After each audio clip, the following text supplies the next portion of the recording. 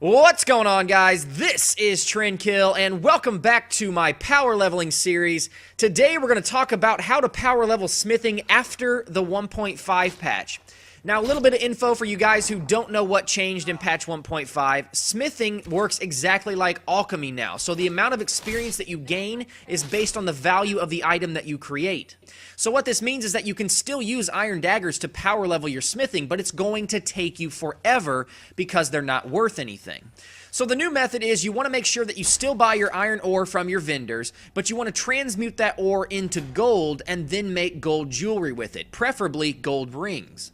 Now, to get started in this process, the first thing you're going to want to do is head up to Halted Stream Camp, which is just northwest of Whiterun, clear out the bandits in the camp, and grab the book for the Transmute Mineral Ore spell. Well, once you have that book, you're going to obviously want to read it so that you learn the spell. Then, as long as you have iron ore in your inventory, you can transmute iron to silver, and then that silver into gold. Or, if you already have silver ore in your inventory, it will just transmute the silver into gold. Basically, if you have iron and silver both in your inventory, it will always pick the silver first and the iron second.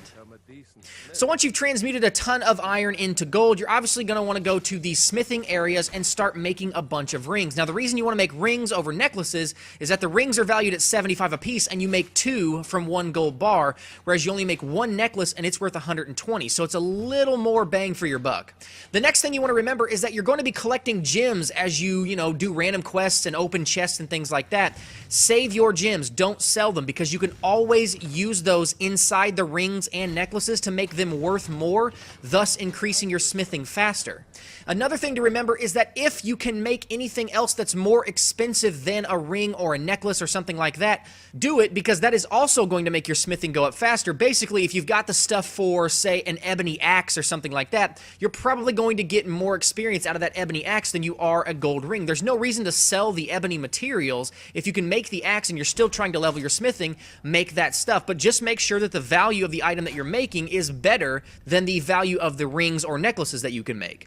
So that's about it, guys. There's really not that much difference from patch 1.5 to prior, and it was kind of a pointless update or a pointless change. I mean, really, if they want to make it to where you actually have to put in some work to level smithing, they need to take the experience off of jewelry, because otherwise they're just making it either take longer or cost you more money or something like that. It's basically they made it a little more tedious.